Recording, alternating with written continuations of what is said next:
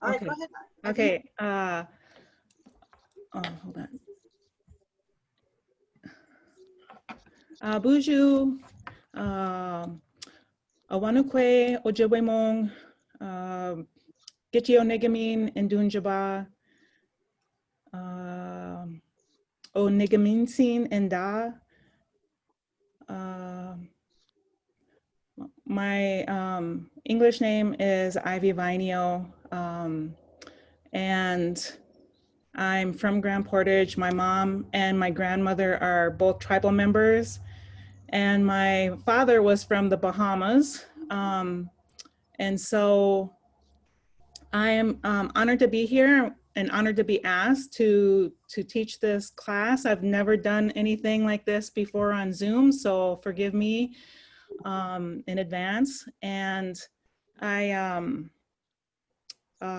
not an expert at this. I've just been making these probably for about 30 years. I was taught by my mother-in-law, Nawagiza Zukwe Ibun. She was from East Lake community of the Mille Lacs Band. And she was the one that taught me how to make dream catchers. And I have one of hers that she made, and my son, Jacob, Miss Gubanesi, was born a little over 22 years ago, and she missed meeting him by 13 months. She had died from complications of diabetes. And so we actually found this dream catcher, and it hung on above his bed for the longest time. And so this is one of the traditional type of dream catchers that way back in the day, it was kind of circular like this. And just a little historical cultural information about dream catchers is that they originated with the Ojibwe Nation. And Frances Dinsmore, who was a well-known anthropologist that worked amongst the Anishinaabe, she found out that dream catchers were to keep everything bad spirits, bad things away from the baby, to keep evil away from the baby. And some of us know that it was also used as a plaything that hung off the tikkanagin, the cradle board, as a plaything for the baby. And so there are different uses for them, and plus they're pretty to hang as art on the wall. And so, like I said, I've been making them for 30 years, and there's different kinds, like the one I showed you. There's also a teardrop shaped one that Nenukasi Kwe had showed me hers, and that's kind of a teardrop shape. But I like to make mine small because our ancestors made theirs really small, and all they had was the webbing. They didn't have the bead, they didn't have feathers, they didn't have anything except for the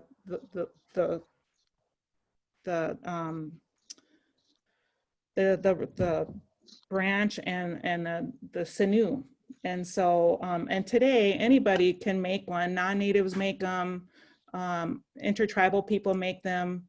Some have like fur and like crystals hanging off of them and things like that, but I like to keep mine really simple. And I also, when I don't just make dream catchers and just have them sitting around and then, oh, I'm gonna give this to somebody. When I make a dream catcher, I think of somebody, or I might just be sitting around and I'll think of somebody and be like, oh, you know, they might need a dream catcher. And so when I make my dream catchers, I make it for that person, thinking good thoughts about that person while I'm making it. So all that goodness goes into the dream catcher. I think that kind of helps to make it work a little bit more too. And so I'm just going to go through the process first, and then I'll make one with you. And so I harvested this piece of dogwood. It's dogwood, red willow. People interchange those two things. I think it's the same thing, maybe not, but I call it dogwood. And so I just harvested this. And when I harvest it, I make the hoop. You don't want to harvest it and then let it sit and then come back to it, because it's really flexible right now. You can bend it, you can shape it into a hoop. And before I harvest it, I offer apicosagun that my husband makes out of red willow, the inner bark of red willow. And so I offered this to this plant, to this branch, before I cut it, and I thanked it. I thanked it for gifting its life for me to teach this class today. And I do that every single time I harvest dogwood. And so you just kind of shape it into a hoop, kind of like this. Sorry about the background. This is the only clean spot in my house, so. And then I also had a big, huge, like 20 years ago, this is still the same sinew that I've been using for 20 years. It was a really big roll. And what I do is I just kind of, so you can buy it like this, and then you just pull it off, and then get your string. And yours is already like ready to go. But like some people will make their dream catchers, the webbing out of the full thickness of this, and I don't like that. It's just too thick. So I just kind of split the sinew string in half, or not in half, in sections. And so I'm just gonna do that now off screen, but yours is already ready for you. So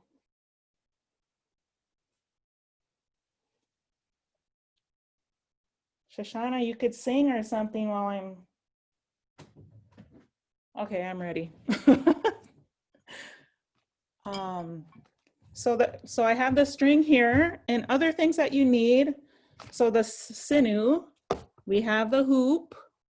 I put a small feather in mine. It's usually a partridge feather, but my cousin's son harvested a duck.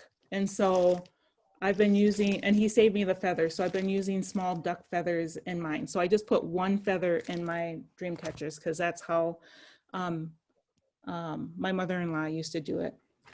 I have some small beads here that I have bought at a store. And then I have some for special dream catchers.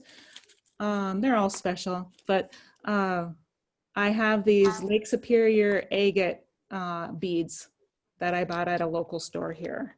And so I have all these things, got my scissors.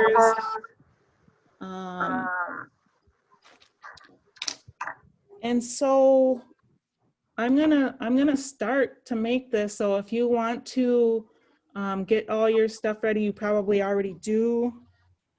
So what I do, I don't know how this is gonna go because I've never done this on Zoom before. Ivy, I was just gonna say that whenever I harvested the red willow, yes, I actually used tobacco, but I also sang a little thank you song. And was thinking good thoughts while I was making the little hoops and the teardrops. Yeah, that's a good point too, because I learned just recently on another Zoom cultural thing that I had at that I coordinated for the American Indian Community Housing Organization, which I work for. I've been hosting these Zoom cultural sessions with folks in the Native community, and I learned that you can, if you don't have tobacco when you're harvesting something, you can sing a song. You can sing a song for that plant. and thank them. And sometimes just, you know, thanking them in your language, or just be intentional about that when you harvest it, even with or without tobacco, Asema. Yeah. So it's all about that exchange of energy. yes. Yes. Yeah. It's spirit to spirit. So, and so, okay, so are we ready? I'm ready. Okay. So what I do is at the top of where the branches kind of come together, I don't know if you can see, this is the top. This is what I use as the top. And then at the 9 o'clock, like if this was a clock, I put my sinew through the hoop, and then I make a knot, like I knot it 3 times together at the 9 o'clock. Okay. So I'm gonna do that now off screen.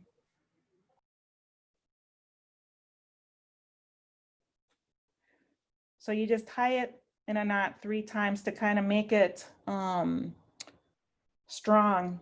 It's a strong knot, and it won't slide up and down when you're making the dream catcher. So then I have it tied off, and I got this big long extra string here. I don't want that because it kind of gets in the way. So I'm just gonna trim that off a little bit, but don't trim too close to the branch or to the knot, because it might unravel when you start making your webbing. Okay, so this is going to be the tricky part, because I think this is backwards for you in this screen from what I'm showing you, but what I don't know what to do. Okay, so what I do is I take the sinew close to that knot, and I stick my finger on it, and then I go above. I don't even have the dream catcher in the view. Hello. So I was looking for my mute to tell you. It's like, I can't see. Yeah, I can't see. Okay, so I make the I put my finger in here to kind of guide it, and then I go over the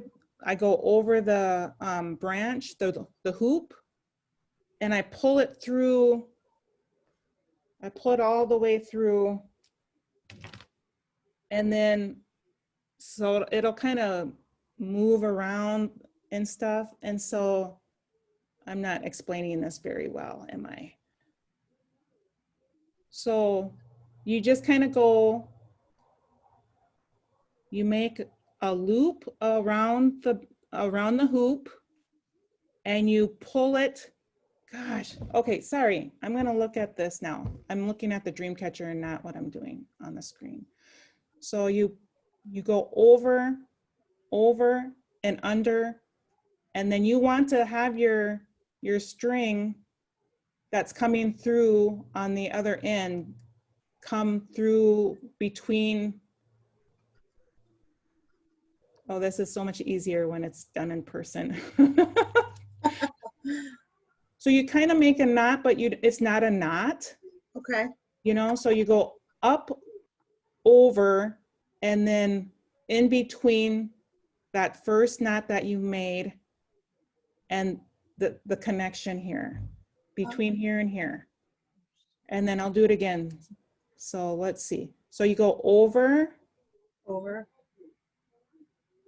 under, over and under, and then you pull the string through the 2 connections. Is this gonna go at 12 o'clock? Are you gonna make the? Yeah, you kind of make them like maybe an inch or 3/4 of an inch or half an inch, however, it doesn't matter.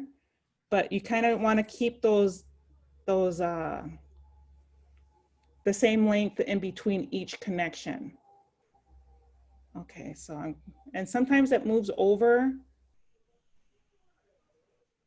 You're like, oh goodness, Ivy, get it together here.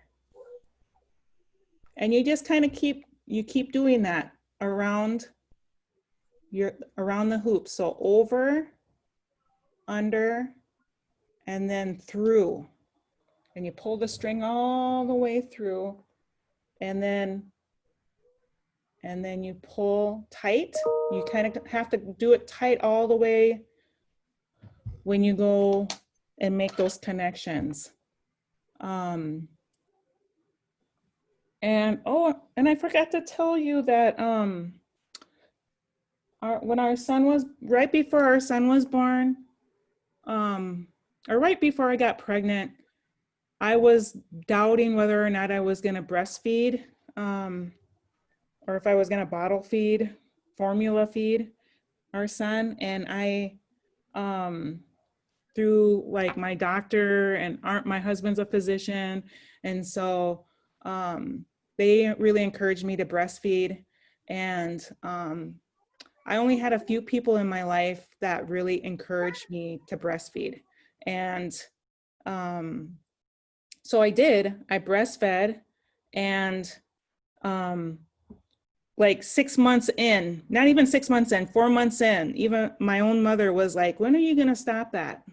You know? So I really didn't get that, that encouragement from my own family. My grandmother, who's 94 years old, she was very, very supportive. She breastfed all her kids.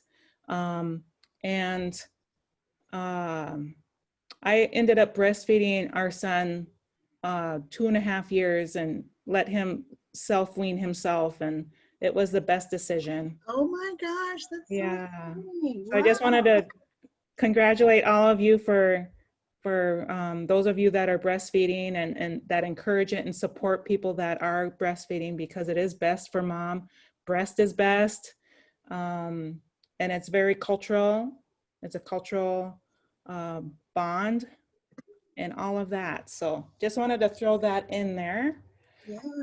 So you keep going, and I'm gonna, before you get to the to your first knot that you made, like that triple knot, stop so I can show you what to do, hopefully.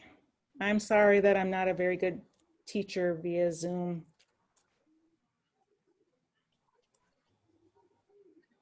So when I get, so I'm up to that first knot right here that I made, that triple knot where I started. I go just a little bit before that and make my connection. So you want to get kind of close to that where you made that first knot. And so then you're up to where you started. So what I do is I pretend like I'm going to be threading a needle, and I go here we go. I go all the way to the end of my sinew. And so I hold it like I'm going to thread a needle. And between this connection, the first and second connection, you're looking at your dream catcher. You're going to go in between this one, your first and second, between the branch and the sinew. So there's that little space. Oh, sorry. That little space right here. In between here and here. So you're going to go through it. You're facing the dream catcher. So you're going to put the sinew through,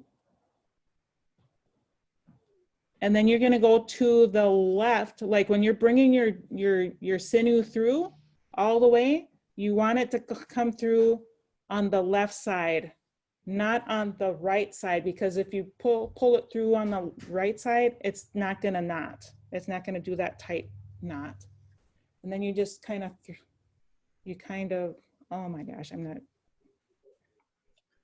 And then you try to make that connection like equally in between these two placeholder things here. And what I do, oh gosh, sorry, I keep going off screen. So I just made my connection right here. And so, oh, sorry. So there's my connection. And then I just kind of take my fingers, my forefinger and my thumb, and I hold that connection that I just made. And I'm going to thread that needle again. So you go all the way to the end. I gave them way too much sinew, so they're probably just trying to. I do too. I have a really long string here, and sometimes it gets caught on the dogwood and all of that. But so then you're going. So here's my second connection, and here's my third connection, and I'm gonna go in between the dogwood and that string, and then I'm gonna push it through, and you stay to the right, no, to the left of the string. Because if you pull through the right, if you go to the right of that string, it's not gonna create that strong connection. So when I go to the very first hoop, do I go through between the red willow? Do I go up top through or do I come below? No, you go in between the branch and the sinew. Okay. So you push it through, and then you're going to right away, like, get it so you don't have to pull it all the way through till the end, you know? So right when you push it through the sinew, tuck it under and bring it to the left, and then pull it through all the way so that it makes that connection.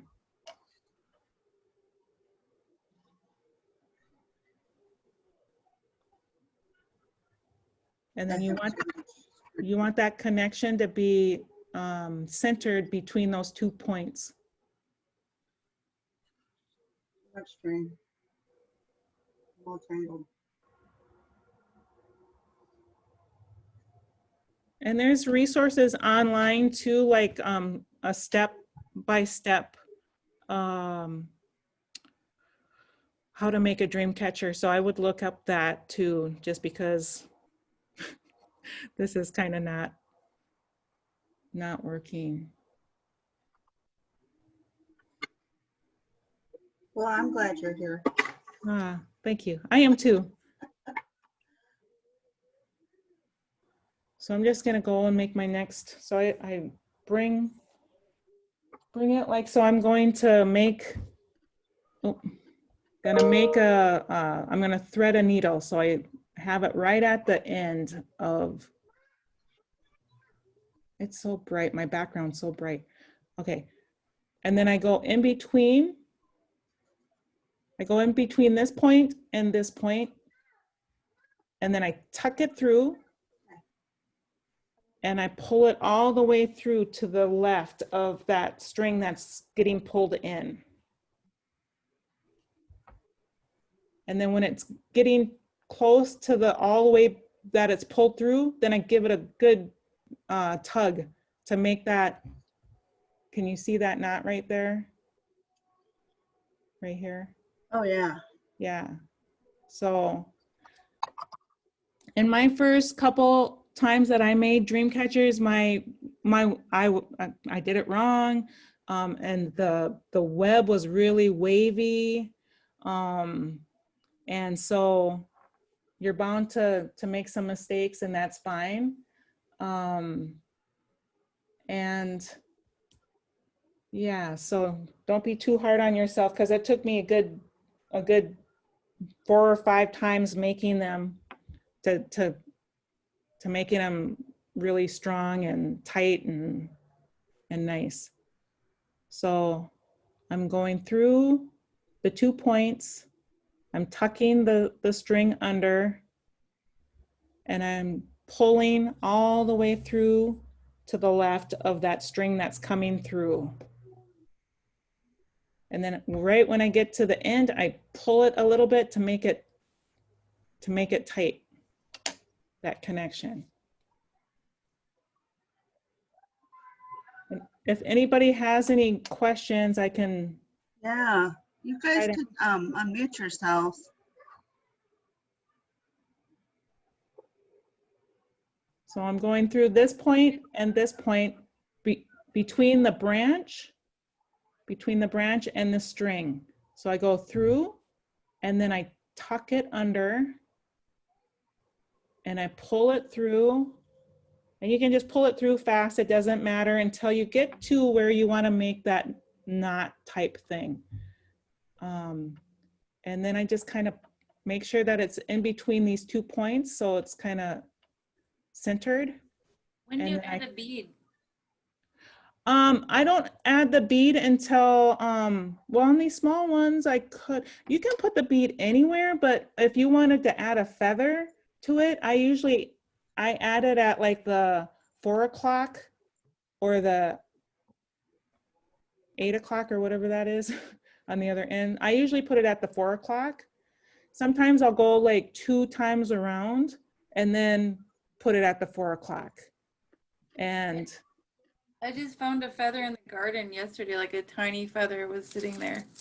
And it's gray with like a little yellow at the end of it. Oh, that's perfect. It was meant to be.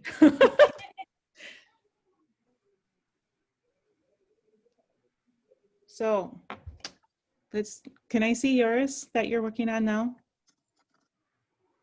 Who's that? Anybody? Yeah, there you go. Yep, that's perfect.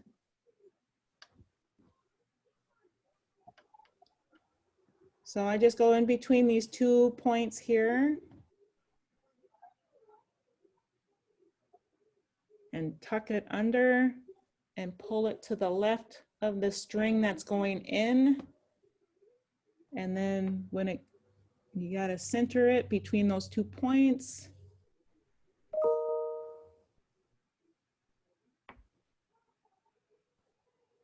I can't wait to see this video.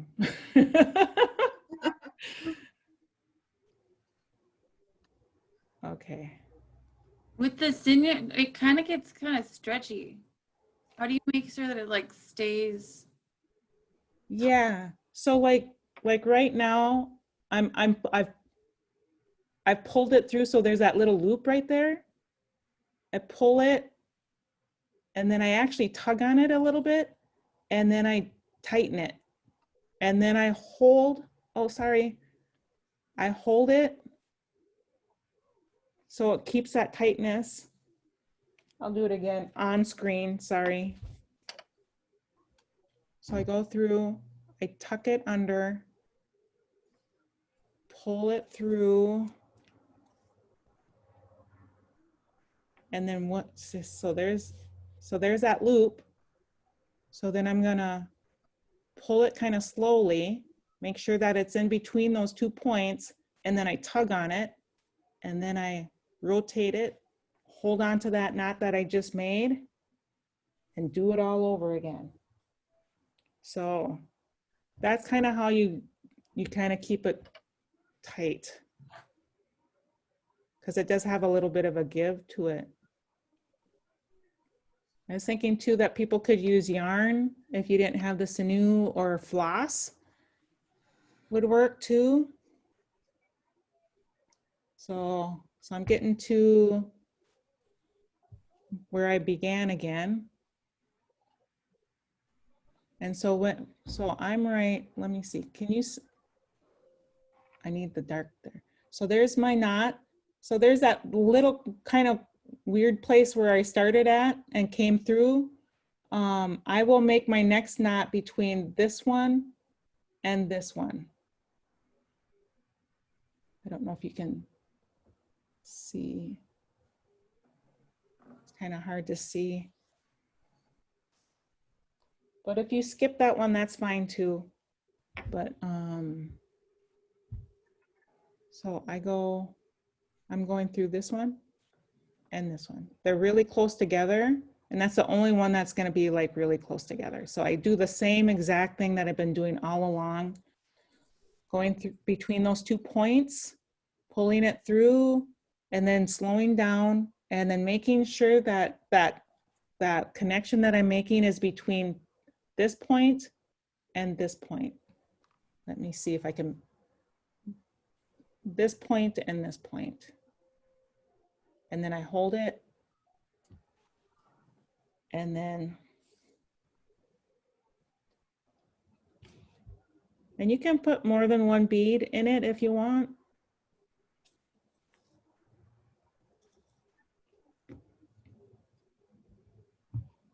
This light is really bad.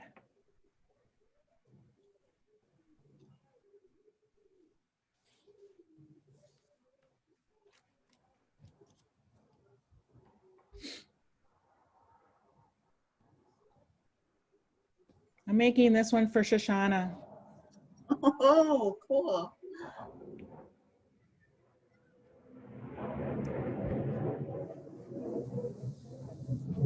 So you just kind of keep going. Oh, and I have to show you my shirt. I got it from Stuart Perkins. Hmm. Oh my gosh, Yeah. it's so Wore it just for you. Oh, cool. Yeah. Stuart Perkins also made JP a onesie that said strong, resilient, latched on it. Oh, he's so amazing. Yeah, and then he made another one too, and it says future chairman on it, and it has like a little vest on there. Yeah, Oh, that's great. it has like a vest on it with like a little like conch. Is that what you call it? A conch necklace, or you know those ones that they wear with like the metal on it, and then like two things hanging off of it. Oh yeah, yeah. I don't know. I'll put a picture in the group. It's so cute. So yeah, he's so cool. I just love him so much, and I have so much respect for him. Just a water protector, and he's all good. And so, hey baby, you're not a baby anymore. Okay, so I'm gonna put my bead on now because I'm to that point where it's like maybe 3 or 4 o'clock on my dream catcher. So I'm gonna put one of these Lake Superior agates beads in here just so that Nenu Kaseakwe can have a little bit of Lake Superior near her when she's dreaming. Have that essence, that energy. So, and I just thread the, and sorry if I'm going too fast or if I'm not explaining things very well. Sorry that half my demonstrations are off the screen. It's a whole learning process for all of us. Yeah, it is. So then I just string the bead on. And I can slow down, like if you want me to just hold up for a little bit, I can hold up until you're caught up.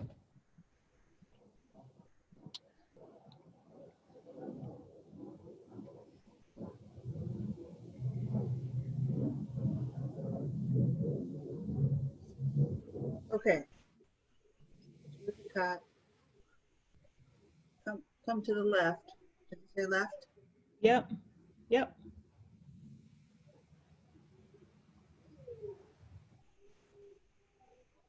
Left. We're getting somewhere.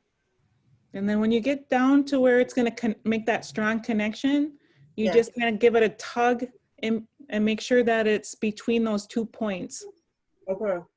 like centered.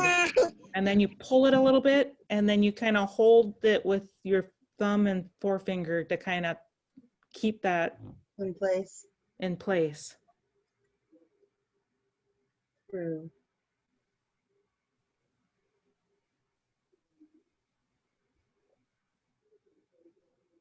Can I see other folks' what they're doing? Or can they, or do they, I don't know how they show their progress. Everybody hold yours up like in front of your face. So that, or sit closer to your camera. Look at Sig One's. Did you have a big one, Sig One? See, Gwen, let's see yours. I think you have to talk, I think. Oh, Oh. this one. Can you see me? Yes. Yeah. Nice. It's a little bit of a bigger one, but Yeah. Okay, good, good, good, good. Oh, and you've already put your bead in, right? yeah, I did. Okay. So then when you come all the way around to the bead again, Uh-huh. you're gonna want to make that connection above the bead. So like that little knot thing that you make, Uh-huh. make it right above the bead. Like So it can suspend in the air like that? yeah, so can you move it like yeah, like that. So Just make So- it right there. I'm trying to think of like, because I'm kind of seeing it backwards, but Get that out of your mouth, please. Can I see? Oh, thank you. so yeah, so I would just do it above the bead, Above the not bead. below the bead, but above the bead. Okay. Yeah, because if you do it below the bead, it makes the bead kind of angle up, and then if you were to put a feather on it, if you don't put a feather in it, it's fine. Mhm. But if you wanted to put a feather in it, then the feather's kind of sitting up this way instead Oh, of okay. yeah. I see what you're saying. Yeah. Yeah. Yeah. Good Okay, job thank though. you. Yeah. How about anybody else? Can I see your dream catchers?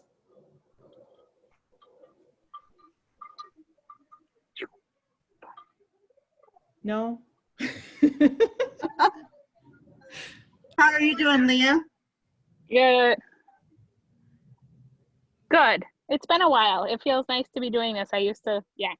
I've done these before, but it's been a real long time. So, miigwech. Oh, you're welcome.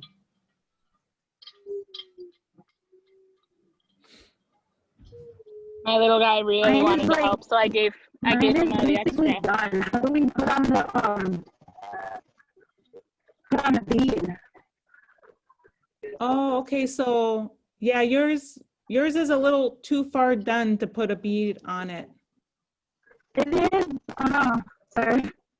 I don't know. I think I might even redo it because it's like I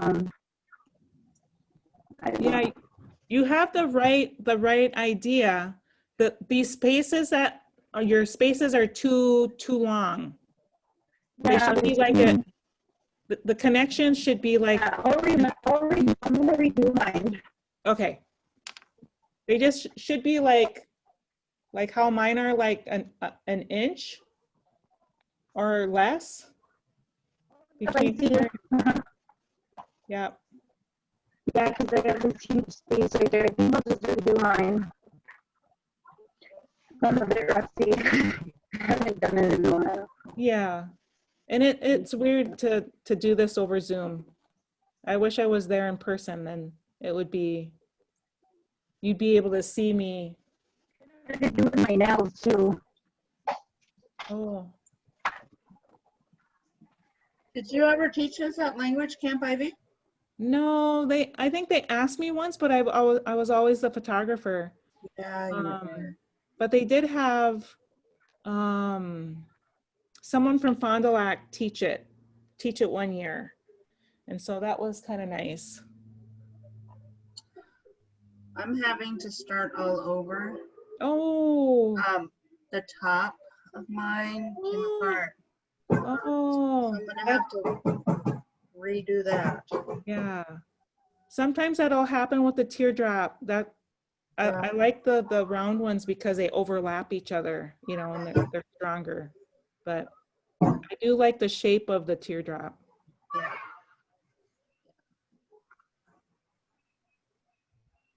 Yep. And so what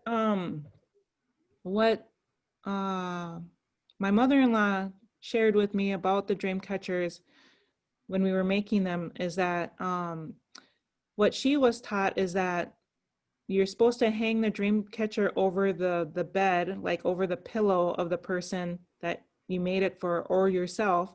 And then when you sleep at night, the bad dreams get stuck in the web and the good dreams go through that center hole. There's going to be a little center hole in the middle, and your good dreams come through that center hole, down the feather onto you, and you should, when the morning comes and the sun's rays shine on the dream catcher, it shakes all those bad dreams out. And so she said that you should never have a bad dream again. And she said sometimes like someone will get a dream catcher and like months down the road they'll have a bad dream. And she said that sometimes the bad dreams don't all shake out in the morning, and they'll slowly seep out onto the person. And she said if that were to happen, that the next morning you just give the dream catcher a good tap and shake those bad dreams out, and then you should be good to go for a while again. So, I remember somebody said that to us about the sunshine when my son was really little, and I was like, oh, that would mean we actually have to open the blackout shades sometimes, huh? The room was just in perpetual darkness. oh, yeah. Yep.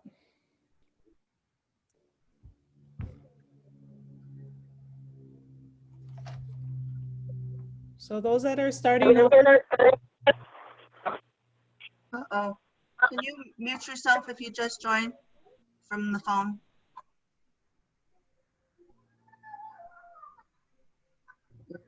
There we go. yeah, so those of you that are just starting again or are starting over, make sure that your connections are like an inch or half an inch apart. It just makes for a more pleasing look for the dream catcher when it's done. And there is no wrong or right way to do it, and there's multiple ways. I've seen dream catchers that are intertwined with each other. Those are pretty cool. I've never done one like that before, but again, I just like to have my dream catchers be small, nothing gaudy on it, like crystals and feather, like lots of feathers or fur or anything like that. Just really simple, like our ancestors did. You're honoring your ancestors when you follow what they did and how they did things.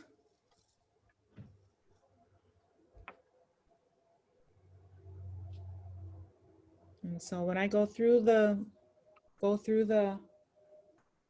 connections, I go above and under and pull through, and make sure when you're pulling through that you pull to the left of that string you're pulling through.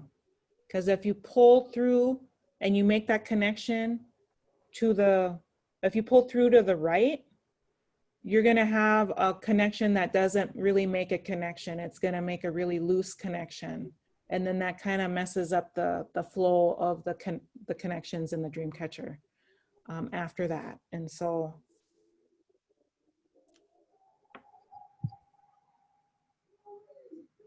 and then when you're getting close to the center, it gets really, those connecting points get really small, and it's really tricky to get through that space. But you just try your best and go slow. Oh, I just want to say a little something. So everybody that has not done it yet, if you can go to the chat and type in your name and where you're from, your tribe, and what state you're calling from or joining us from. We're just doing statistical data stuff for our grant. Thank you. Please, thank you. So I'm getting close to my bead where my bead was secured in my last go around. So I'm gonna go through it right now. I'm getting to it. So I'm gonna pull, I'm gonna pretend like I'm gonna thread my needle. So I have the sinew right at my fingertips. And then I want to put my sinew above the bead. I don't want it below the bead, but above the bead when I pull it through. And you make that connection above the bead, because if you make it below the bead, it's gonna point your bead in a weird way. And if you want to put a feather in the bottom of the dream catcher, it's going to be pointing up instead of down. So go above the bead and make that connection. And then you just go to the next, between the next 2 points. And yes, we still have a landline. Awesome. We're old school. Yeah.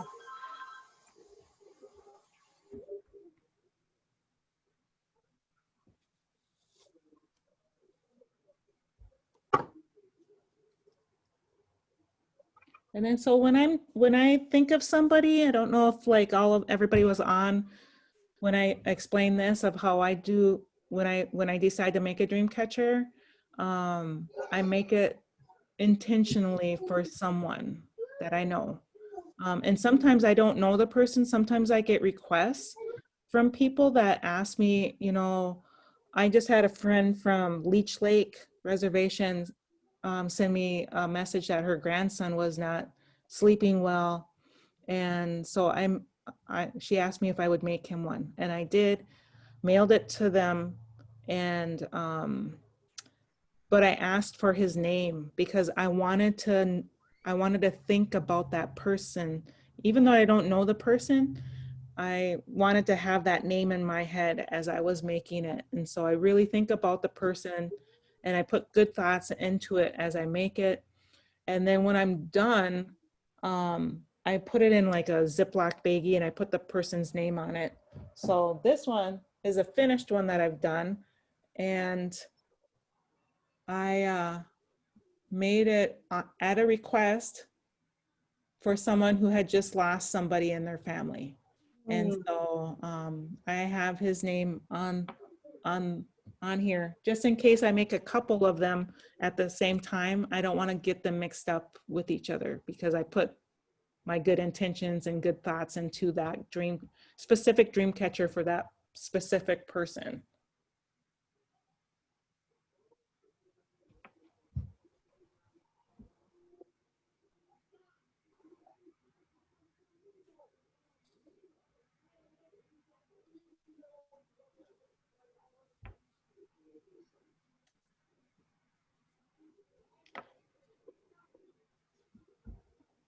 I'm trying to catch up. Yeah. So your points are a little far apart. Mine are? Yeah. Sure. Uh-oh. Yeah, these one, the top ones, well, maybe you're okay. It's kind of hard to see. No, you're good. I think I must have missed a point. You're good.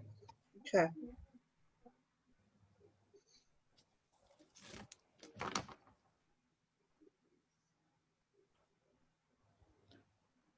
And like, if you have to get up and like go to the bathroom or breastfeed your baby, you can put your dream catcher down on the table. I just put it down and it doesn't unravel or anything. It just kind of stays loose at that the last point that you made. And so when you pick it back up, it slid all the way to this left point. And we want the point to be in between the 2 points. So I just pull on it and it brought it back to the middle, to the center of the 2 points. So you can sit it down and go get a glass of water or whatever, and then come back to it. But make sure that you pull on it to make it go into the center of the where it should be. The center of those 2 points.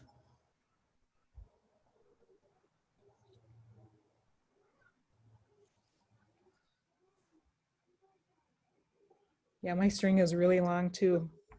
And you can, I wouldn't cut it just because you might cut it too short. Your center hole should be,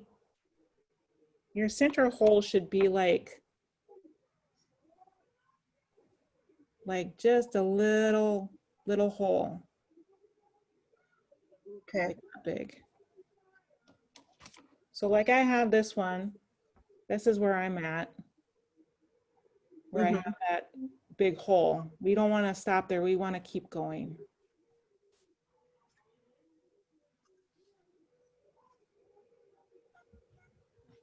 Here's the one that I made for AICHO. So that's how big my whole center hole is.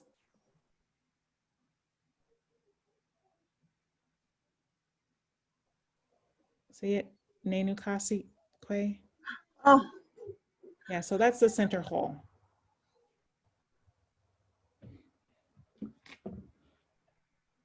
Maybe Yes. I stopped, and my hole's still kind of big, but I mean I have a bigger dream catcher. Oh, you can still make it smaller if you want.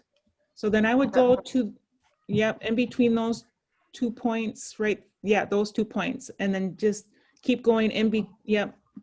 Okay. Yep. I would go maybe even 2 more times around if you can.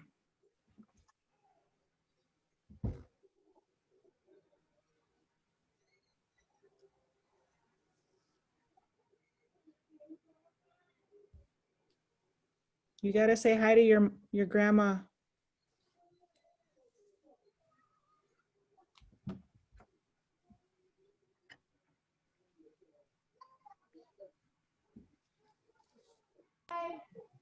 She says hi.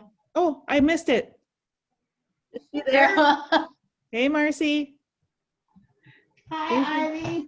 Hey, did you eat all those watermelon rind pickles? Just about. They are so good. Aren't they? They have that little bit of a punch in them, like, Yeah. yeah, that ginger. Yeah. Yeah. Glad That you was like really them. Thank you. Yep. Good to see you.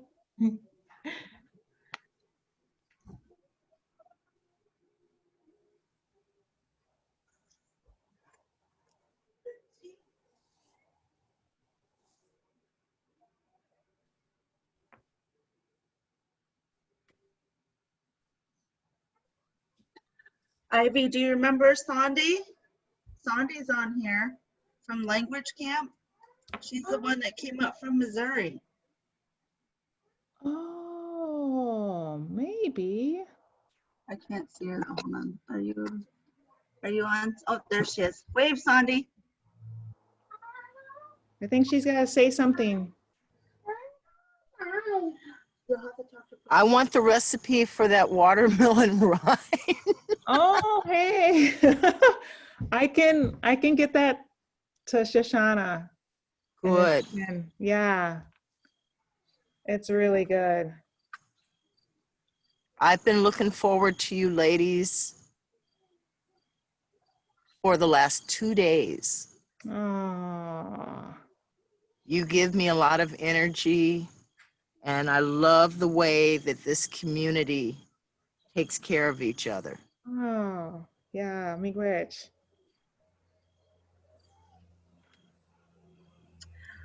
Hi, Malia. I see you're on. How are things going? Hey ladies. I'm doing okay. I'm at work now, of course. But yeah, everything's doing good.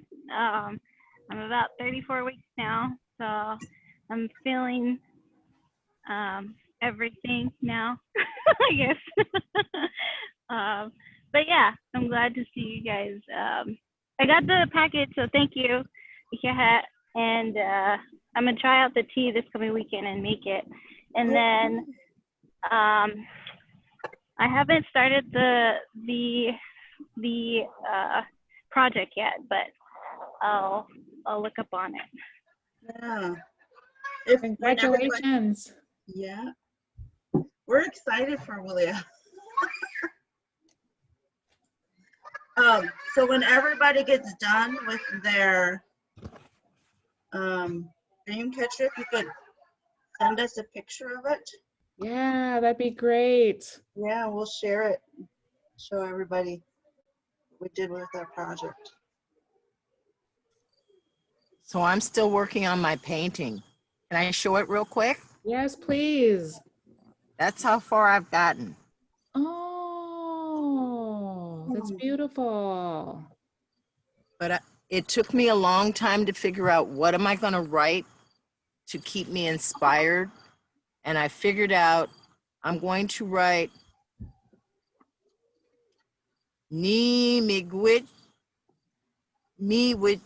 I got to work on this word. Ni miigwech chi windam. I am thankful. Wow. I'm still in language class at the language table, so I'm working on my Anishinaabe Giminatagos. How do you say it, Arnie? Giminatagos. Gi Anishinaabe Moen. Practice, practice, study, study, study. Yes, I got that one. You speak well. I'm with Ricky. Oh, okay. So you got into that class. Great, great. I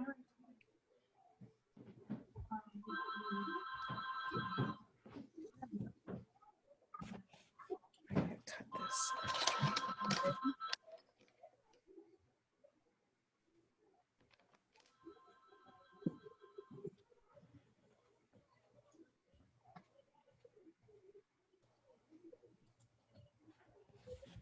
Little other thing. I'm getting there. Oh yeah. Let me get a picture. Oh, I gotta get a picture of you too. It's kind of hard because I have this background. Yeah, you have that background, so it's kind of funky. Okay, just like if you just make a couple or just continue to make it so I can get a picture of you making it.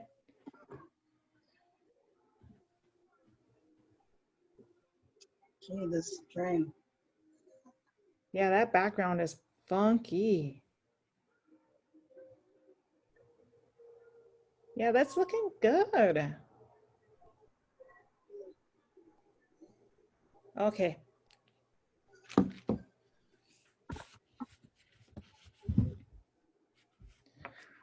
Let me pull this up a little bit. There we go.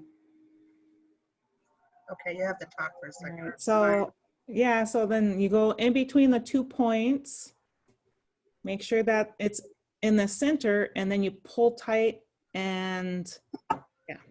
Got it. And when you're kind of getting close to this, the center hole, and you still have all this long string, I just cut it a little bit so I don't have to, so it's just more manageable.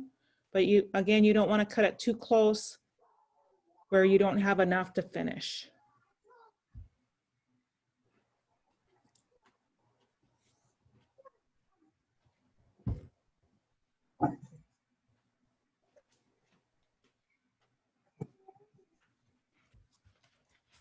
Who's your assistant, Shoshana? That's on here. In the background? No, the one that's here, that's helping you with the, is there somebody that's helping you? My daughter is Priscilla. I've been having the language camp before. Yeah. She's on this call, on the Zoom call though? She isn't. So we have, who's the one that who spoke first? Pearl. Pearl, where are you, Pearl? I want to see how she's doing. Right here. Oh yeah, there you are. Yeah, I had to My son has been wanting me to make him a monster like this out of felt. So we got some felt today, so I had to cut that out for him. So I took a little bit of a break, but this is how far I am. Oh, okay. It's kind of the angle and the lighting is really bad here, but yeah. Yep, it looks pretty good. So, miigwech. Can I get a picture of you working on it?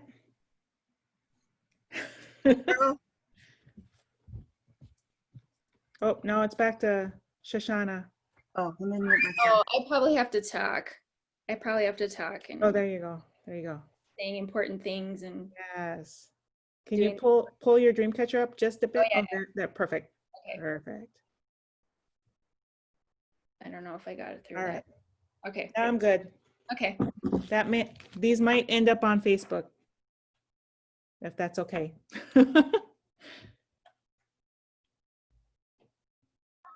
Is Arnie home? Yeah, he actually had a Zoom meeting as well, but he was on the deck doing his while I'm on here, but his meeting's over now. So he's just right over there.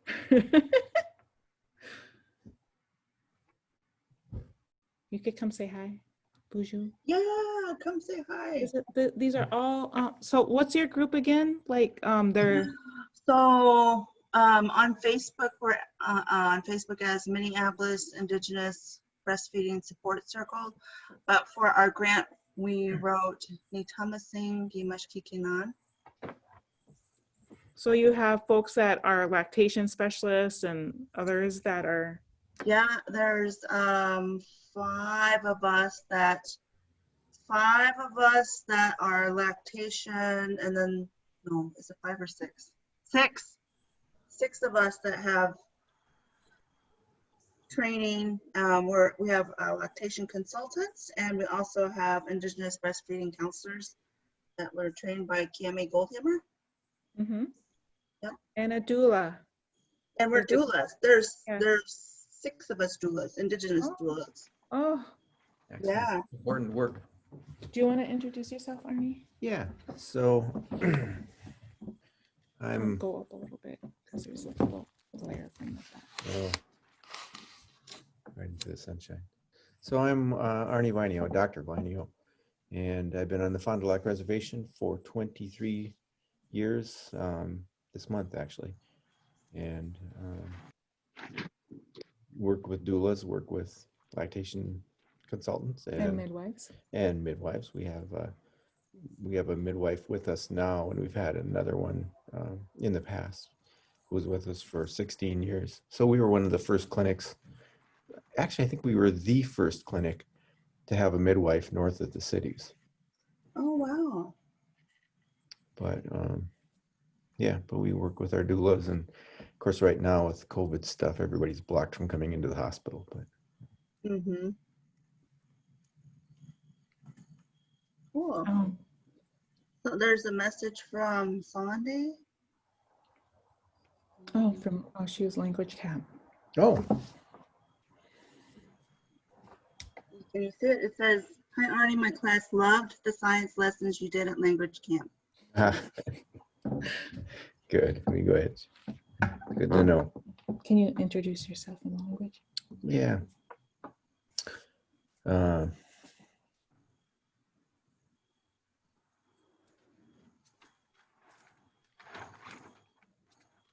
Buju and Dinaway Maganadug. Dr. Vainio ni Dishnikas Jaganashi Mangadasho what Ogamabanes indigo Jipamon. Nesizaga Eganing Nin Dunjba, Magazine in Dudame. Now Gisa Sequoia Bunimama, Arnie Vainio Bunna Dede. Onigamin Singanda, Mino Yawan and Dananoki. I want equation Kazo New Will, Mino and Moshe. Bejigo Janus, Scubanesia Genikazo and Gozes. Bejigo Danis, Wanta Claudia and Kazo and Danis. Miigwech. Yeah, miigwech. I remember when I was in undergrad, I'm not going to say when that was, but when I was in undergrad, I was pre-med, and one of our summer programs I was in, we had watched one of your videos on getting colonoscopy. Yeah, I always remember that. Yeah, so miigwech for all of your work. Yeah, no, miigwech for saying that. It makes a difference. And a prostate exam on camera.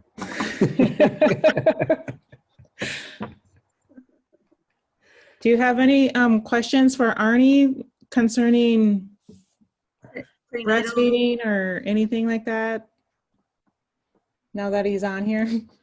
How about any COVID questions? Do we have any COVID questions on here, ladies, folks? Oh yeah. Yeah.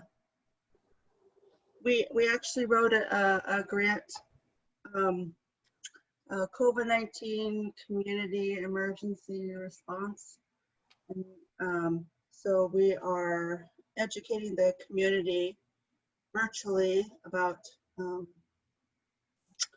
COVID-19 and testing. And oh, okay, so a flu question. How about a flu question? So for our moms and families and children, can you just give us a little education about flu shots? Well, I mean, flu shots, so should be given during the flu season. We used to kind of hold back a little bit and you know, start ours in, I don't know, mid to late October, but we're giving them now. And as a matter of fact, Thursday, our clinic in the afternoon has a drive-up flu clinic.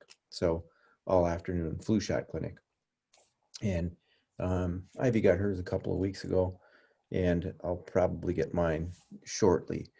With, you know, influenza vaccines people can't get sick from it. You know, people always say that they get a flu shot and then they get the flu.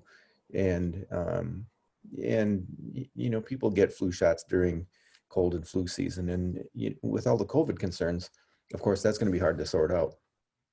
And, you know, already now, seeing people with colds and sinusitis and allergies and a ton of stuff that keeps them blocked from coming in the clinic. We have screeners that check temperatures and have a series of questions they ask. And so we end up doing a lot of virtual visits because of that.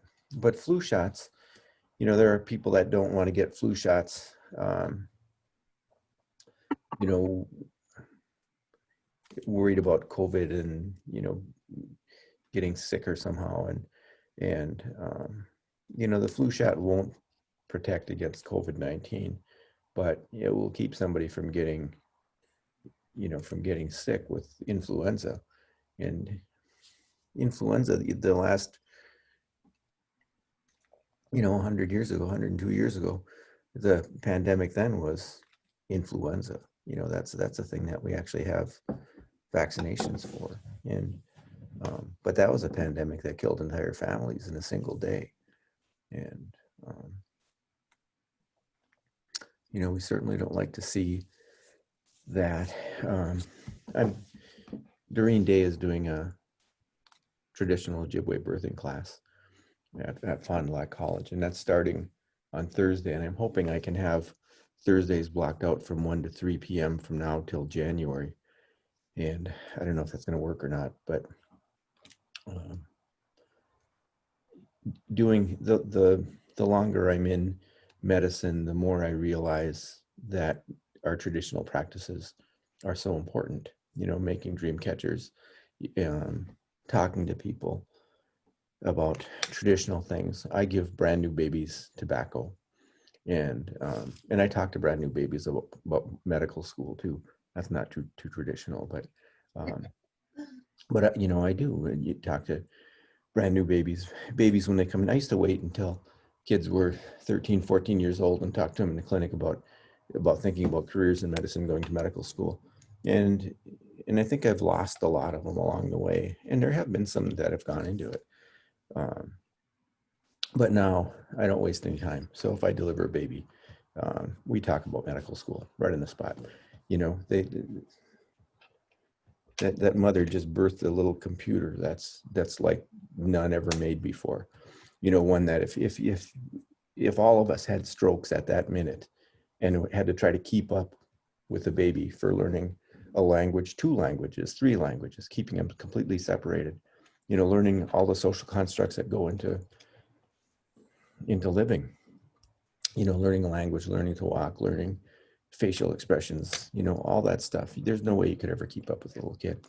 And, you know, they're just wired to learn. And so when I talk to parents about, well, I don't talk to the parents, I talk to the baby about going to medical school, and I give them tobacco. And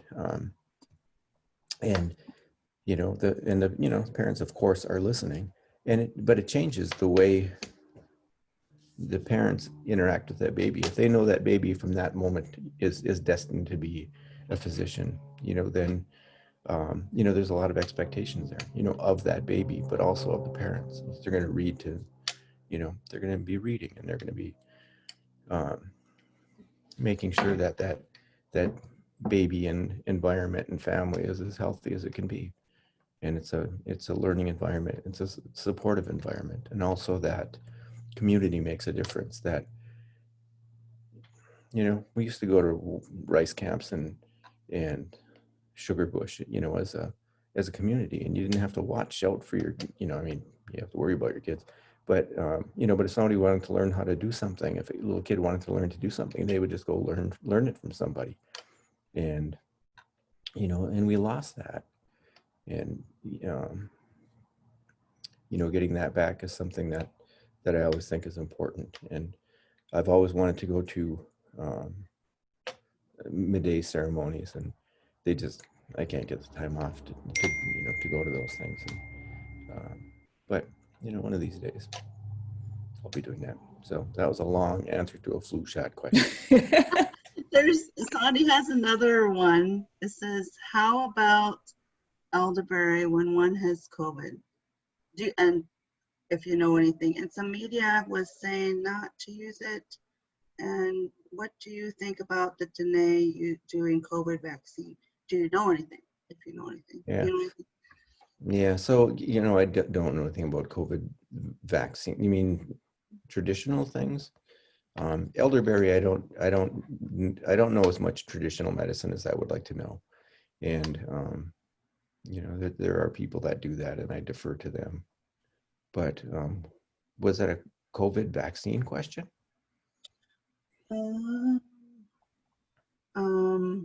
Not sure. Sandy, go ahead. So I know that one of my nephews was concerned about them doing the trial vaccines down with the Dene Nation, and that it's being sponsored by their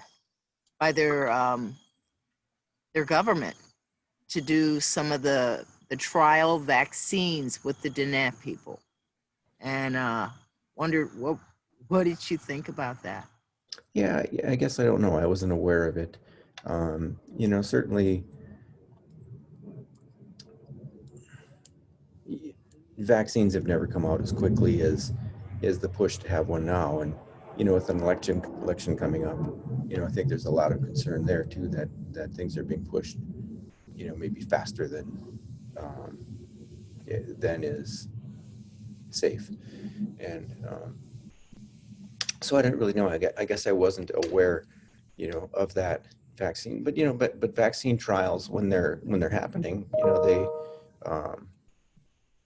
you know, as any vaccine is being developed, you know, there are trials of that vaccine. So you know, I guess I don't know. You know, they would have to choose a cohort of people to do the vaccine trial, you know, regardless. And I don't know what the you know, the criteria was for that. And then, well, Leah, if you can unmute yourself, you can ask a question. See if we can answer. Hi, my name's Lahela. I have a question because I'm 34 weeks pregnant with my first pregnancy, and I'm from, thank you, and I'm from the I'm Navajo too, and so I'm from Arizona, But I live up here currently with my husband up in Fargo, and he's Dakota, and he's Ojibwe too. So we have our little girl's gonna be 3 different tribes plus German and French, I believe. Got your bases covered. Yeah. So my husband, he is a nurse, and he just got done with his bachelor's. And he's just now learning, or his last semester, he was learning about all maternal, and we're still, I guess I'll ask for him if you're a physician, but he's trying to figure out like how, like where she's positioned, or if that the difference between like where she is positioned like on my stomach, because today we went in for I guess for like a checkup, and she's already head down. It's just that he's trying to differentiate between like the head and like I guess her bottom and where she is at. Do you have any like advice on like, I don't know, how he could feel her or where she's positioned at? Just Yeah. like So if you look at landmarks during pregnancy, there's some classic landmarks. So when you're 12 weeks, you're kind of not showing, and your baby is still behind your bladder, and then 14 weeks or so, you start to show, a bit more. 16 weeks, if you measure from the pubic symphysis, which is a bone way down by your birth canal, by your vagina. Mm-hmm. So halfway up to the belly button, to the umbilicus, is 16 weeks. So that's where your fundus, and the fundus is the top part of a rounded thing. Your uterus has a fundus, a jack-o'-lantern has a fundus. I don't know if it does, but any round structure has a fundus. It has that top part, and you can feel that at 16 weeks. If you feel, like from the belly button halfway down, you'd feel that. At 20 weeks, it's right at the belly button. You can feel that fundus. And from 18 weeks to 32 weeks and beyond that, the measurement from that pubic symphysis, from that bone down there to the top of the fundus, from 18 weeks to 32 weeks, is the same in centimeters as it is in weeks. And in about 32 weeks, babies tend to kind of drop down a little bit, and it changes that measurement, but everybody still measures it, and it's still pretty close. So, at 39 weeks, you should measure from that pubic symphysis to the top of the fundus 39 centimeters. And if it's measuring, this is the way I always answer questions. This is going to go all over the place. So, so if that's measuring a whole lot less at 39 weeks or 36 weeks or 30 weeks or whatever, then you have to worry that either the baby is small or there's not as much fluid there. And if there's not as much fluid there, then it could be, that amniotic fluid gets in there by babies peeing it in there. So it develops their kidneys. So that's baby urine, amniotic fluid. And, so as babies are making that, it goes through their kidneys, through the ureters, into their bladder, out the urethra, and it makes all that amniotic fluid. So some of the measurements that you do when you're measuring is looking, because if you're looking for IUGR, intrauterine growth restriction, and if that's measuring way small, then you have to worry that either that baby's really small, or that the kidneys and all that plumbing stuff isn't developed and you're not making the right amount of amniotic fluid, is one of the concerns. So, luckily we have ultrasounds now. And if it's measuring really big, once babies get that fluid in there, they drink that fluid constantly. And that develops their esophagus, their stomach, their intestine, their colon, as they move that stuff through. And and that's another measurement. So if that's measuring really large, then you have to worry that the amniotic fluid is being made normally, but it's not being processed the way babies make it. And so to answer your question, babies, as they develop, they're like little boat motor propellers. They're just going around the whole time. And, so they're just kicking around. And so sometimes when you go in and you have an OB visit, sometimes you'll hear when you listen, when they listen with the Doppler, you'll hear or tick, tick, tick. It'll sound different depending on which way that baby's aimed at that thing. And then sometimes it'll go away, and sometimes that scares a lot of, new moms that, if you listen to it and you don't explain it and you can hear it really, and then it goes away. that just means your baby's just cruising around, and just not aiming at that thing anymore, which is a good sign. Baby went to the store. And so, so as babies are kind of rotating around in there, and then they're getting bigger and longer and bigger, and they check for diabetes so babies don't get too big. And so, as the baby gets bigger, then your uterus is shaped, kind of a round thing, and then your cervix is down there, and it's a little bit like a keyhole, and as the baby is moving around, they get bigger and bigger and bigger, and they kick around, and you can tell when a baby's flipping over, they're moving. And then when the baby's head at about 32 weeks gets into that uterine part, it kind of fits in there, and that's it, so you can, and a baby can flip over still, but they got to run against your diaphragm, and that, that they're going to flip over. And so, by 32 weeks, that measurement changes a little bit because the baby's head drops down, but you should be able to feel it. And it's so, so just right here, I've never had to do this before, but, right here on both sides, if you feel with both hands like that, you can rock back and forth, and you can feel the head in there. And that, so if you're getting kicked up high, because that's what's going to, feet are going to kick, and you're going to feel that. But the, the head usually gets locked in, and with the first pregnancy, they really tend to get locked in. With subsequent pregnancies, then, once the baby's head fits in there and locks in about 32 weeks, they tend to stay that way. So, babies that are breech don't fit in there right. They're not rotating right. They're not doing something right. And, so that usually gets ultrasounds, looking at why that is. But, as babies tend to, they just fit in there, but you can feel that, once you feel that baby's head, but you want to, kind of push in on both sides. I use my fingers like this on both sides because I know, the baby's head is about that big, so you're going to just kind of feel for that. And I just rock back and forth, but I know where I'm feeling. And then you can feel it. It feels like a little coconut in there. But you can actually, you can actually feel that. And it's pretty cool, everything about labor and delivery and pregnancy and breastfeeding, and there's a lot of science there, but there's a lot of magic too. And when babies are born, I always have either the dad or a grandmother or whoever's primary with the mom to feel the umbilical cord, because the umbilical cord it's magic. And so when the baby delivers, and then we used to just cut the cord right away, but now we don't. Most of the time you try to leave that cord intact until it starts to clamp down, because as soon as the baby comes out and takes that first breath, this is a long answer to a question. So we love it. Well, so when a baby comes out and takes that first breath, then there's a negative pressure that happens that when a baby's inside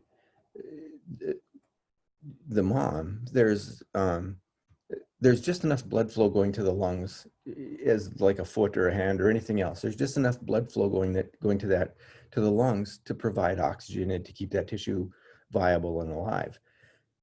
As soon as babies take that first breath, that negative pressure causes the cord to start clamping itself down. So it just starts squeezing itself closed. And as that happens, there's a blood vessel that bypasses, it goes from the aorta, and it kind of bypasses the lungs. And that's a blood vessel called the ductus arteriosus. And that thing starts to clamp itself off, and it forces blood to go through the lungs. The other thing that happens is there's a like a little opening, there's a window in between the sides of the heart, in between the right side and the left side. And that's called the foraminal valley. And that also allows blood to go past the lungs and not have to go, all of it go through the lungs when a baby's inside the mom. But as soon as the baby takes that first breath, that ductus or that foraminal valley does the same thing. It closes. And sometimes when they say there's a hole in the heart, that just means that hasn't closed really. And then as when babies come out, I have, the dad or whoever, feel that the cord, close to the belly button, or anywhere along the length of the cord, but close to the belly button, because if you feel it there, you can feel a pulse, and you can feel that baby's heartbeat just push, push, push. And baby's heart rate is about double your heart rate. So you know, they run 120 to 160, and most of the time in delivery 130s to 140s, but that's a fast pulse rate. That's D, D, D, D, D. And you can feel that. You can feel that cord just kind of, you know, you can feel that pulsing. It's just a, you know, rubbery sort of thing, but you can feel that pulse. And if you feel it again in 5 minutes, it's way less. And if you feel it again in 10 minutes, it's almost gone. And for someone to be able to feel it, nobody gets to feel that. You know, for somebody able to, you know, to be able to feel that, you know, that pulse going away and getting weaker and weaker is a sign that the ductus arteriosus is closing, that foramen valley is closing, and all the blood is getting shunted through the lungs to pick up oxygen. So when babies first come out, you know, they can have blue hands and blue feet, and, you know, we allow that. We don't like whole babies to be blue, but, you know, but that because they're not getting oxygen as much to the, you know, to the outliers. But within that 10 minutes, everything just pinks right up. And you know, babies are, you know, they're delicate and fragile and a whole bunch of other stuff, but anybody that can make it through a birth canal is pretty tough. And, you know, and that's, you know, that birth is one of the most dangerous times in a person's life, you know, going through all that stuff. And, you know, we have some friends that have had traditional birthing, you know, in ceremonial births, and, you know, that's just beautiful to do that. You know, modern medicine and all the stuff that we do is, you know, mothers have been delivering babies for thousands of years before doctors were invented. And, you know, but there are times when there are deliveries that wouldn't happen otherwise. Ivy tried to push out a baby one day, and that just didn't work, and ended up with a C-section 22 years ago. And it was a miserable 3 days going into that, you know, but most of the time that's a natural process. And babies, you know, when there's 7 cardinal movements of labor, you know, that babies have to go through. They have to rotate just the right way to come down, and you know, they need to come out looking down at, you know, because if they come out looking sunny side up, you know, babies can deliver that way, but oftentimes it's with a vacuum or some kind of help, or if they are able to deliver like that, it's just a tough delivery. And you know, the reason when you go in at 24 to 28 weeks and you have to drink the blood or the glucose solution, and that first one is a random one. You don't have to be fasting for that. But if it comes up high, if it comes up with a blood sugar over 130, then you got to go in for a 3-hour test.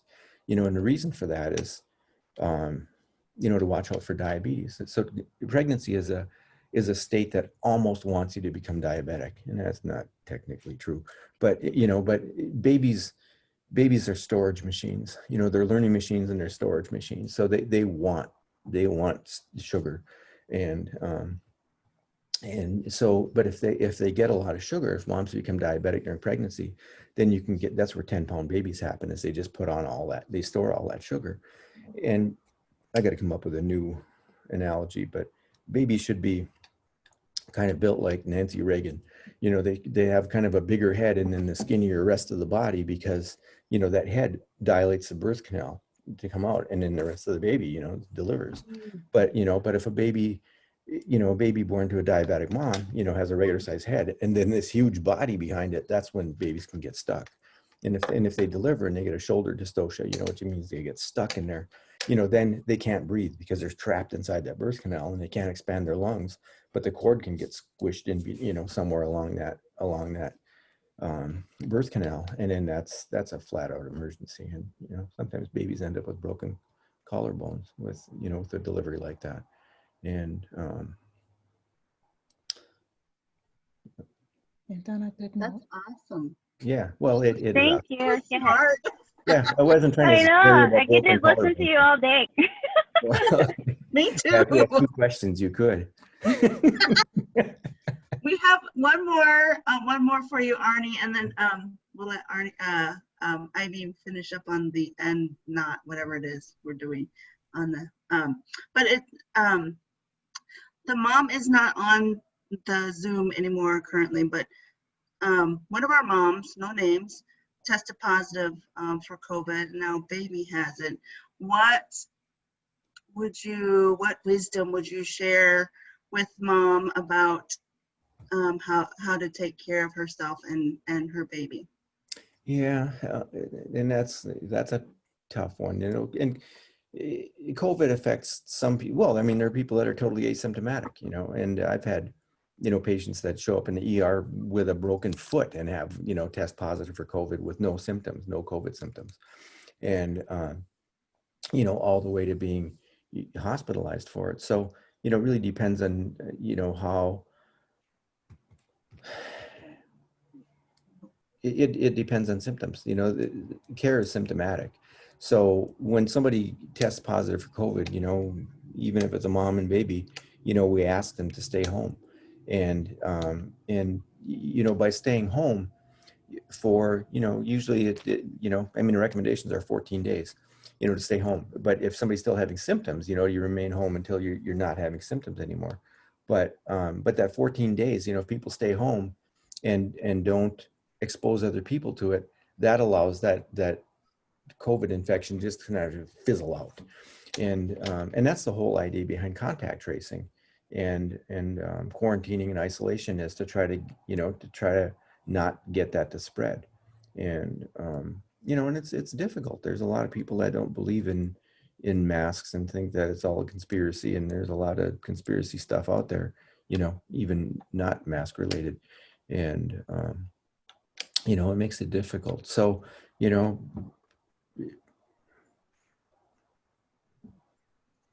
Okay, let me add, you know, that we have so many awesome things within breast milk, like proteins, antibodies, anti-cancers, and the list goes on and on. But if mom is currently breastfeeding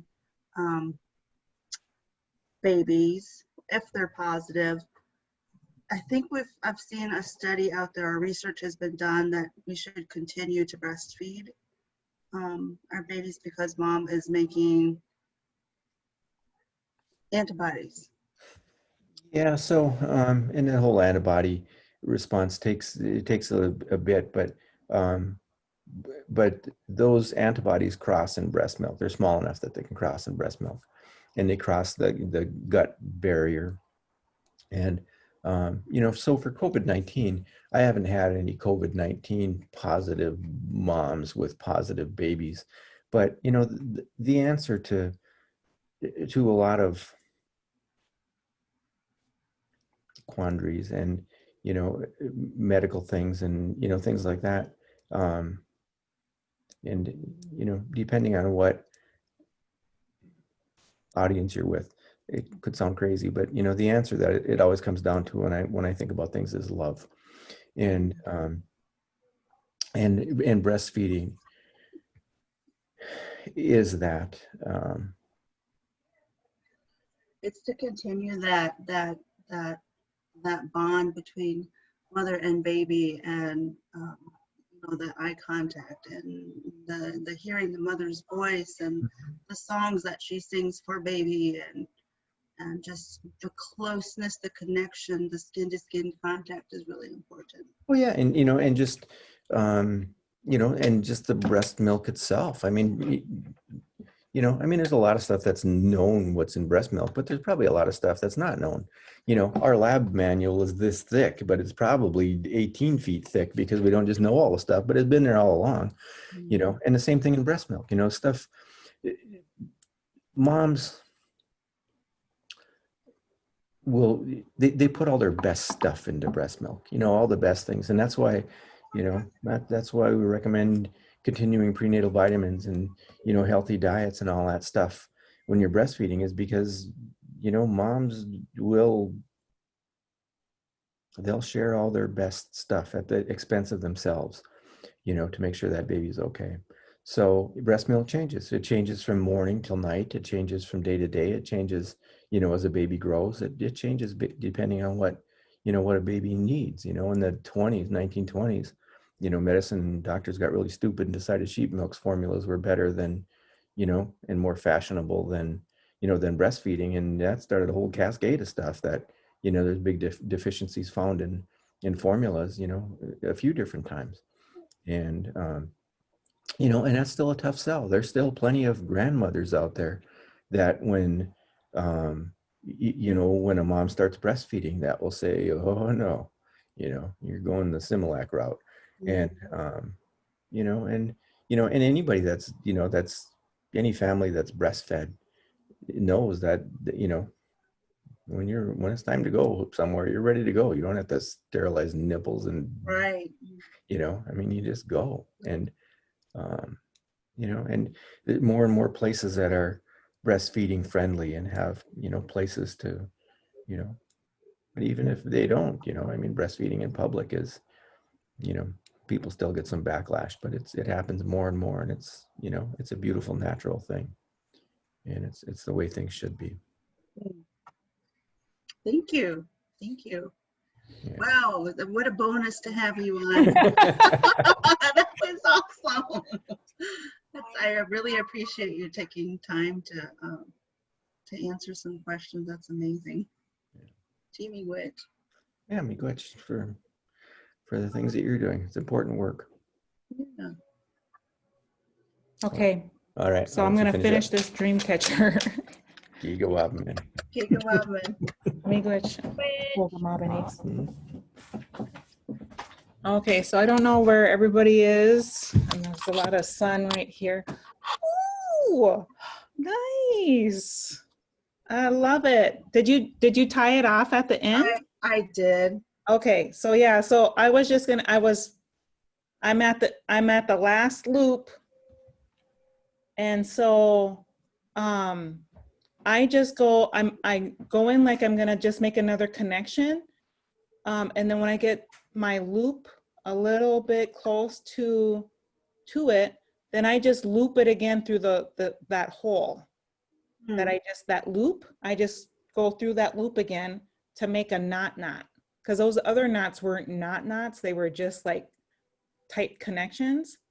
And then I just pull on it, and then it's the knot. So then I can just cut the excess string off there without cutting the other. So I just cut it. Come on, cut. Oh, this thing doesn't want to cut now. Okay, so then there's the dream. That looks so There's fun. Shoshana's dream catcher. And so what I do, so like, here's the top of my dream catcher, and there's the two sticks that kind of come out. That's the top, what I call the top. And so what I do with this excess string that I was using, I just go through under the top of the dream catcher, and I tie it down so it's tight. And then sometimes I kind of make it sure that it's so that just hangs straight like that. And then I tie it one more time to make a knot there. So I loop it through. Oh, I loop it through again, and I tighten it. And so then I have like these two strings just hanging out, like whatever. I pull the strings together, and I'll make this top knot just a knot with these two strings together, and I pull it through and I tighten it. So there's a knot in there somewhere right here. And then here's the excess stuff. I just cut the ends off of there, cut. So then there's the dream catcher with the holder on it. And then for the feather, I'll use one of these duck feathers that I got from my cousin's son, Aaron. Some are really big. I like to use small feathers. So here's a cute little feather. So, oh, where is it? So there's my feather. And what I do, there's like the top of the feather where it has that stem. Yeah. There's the stem right here. That's cute. I just trim down just a little bit down the shaft of that stem, the center part of the feather, to kind of get that fuzzy stuff. And then I just kind of, I cut it so that's just like that. And then I take the dream catcher, and then the bead, don't go above the bead, go down underneath the bead, and then insert the feather. I gotta look now. Insert the feather underneath the, oh, God, hold on.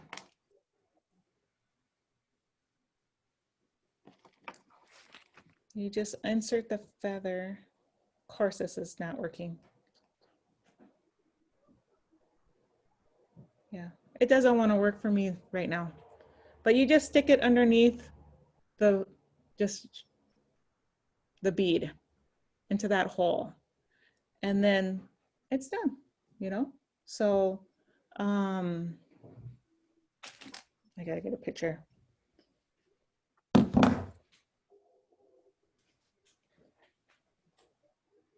So let's see. So there's the top. Let's see, does it look better there? Yeah, right there.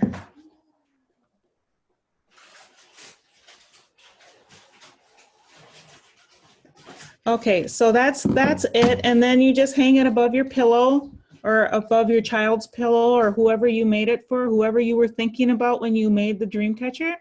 Then you can gift it to somebody that you were thinking about, and they can hang it over their pillow and have good dreams. And so I was gonna say one more thing. What was it?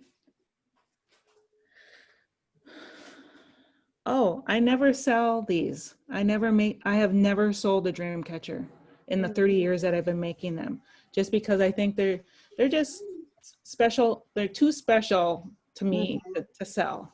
And it just kind of takes away the specialness of them by doing that. And so, yeah, so that's that. And sorry that half of my demonstration was over here and down here. And well, I think it was successful because I finished mine. Yeah, no, that's great. Yeah. I love that you put multiple beads in it too. Yeah. Yeah, so. Did anybody else get to finish theirs? Let's see your dream catchers. I finished mine. The twigs. Oh, nice. Kind of long, but. Yeah, nice. Hold it up, Pearl. I can't see you. Sequin finished hers too. I like hers. Oh, let's see.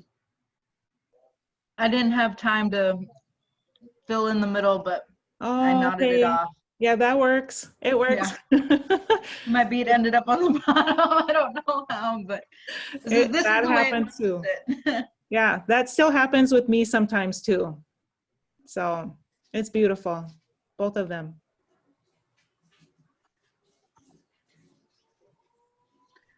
All right.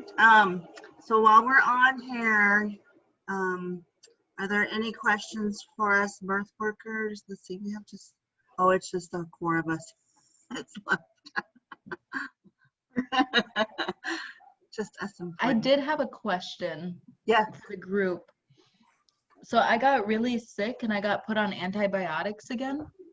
And usually when I'm on antibiotics, baby gets thrush. Does anybody else, does that happen? And then I got her kefir, like probiotics to drink. Does that help? Is there anybody know what to do there?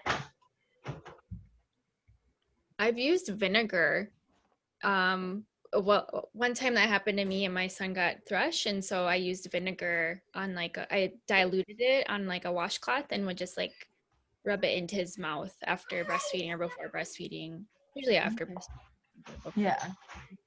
Okay. Yeah, probiotics, you anytime you take an antibiotic, you want to take a probiotic. So if you drink kefir, that's a good probiotic, or yogurt. Yeah, that's going to be good for you to have that. Thank you.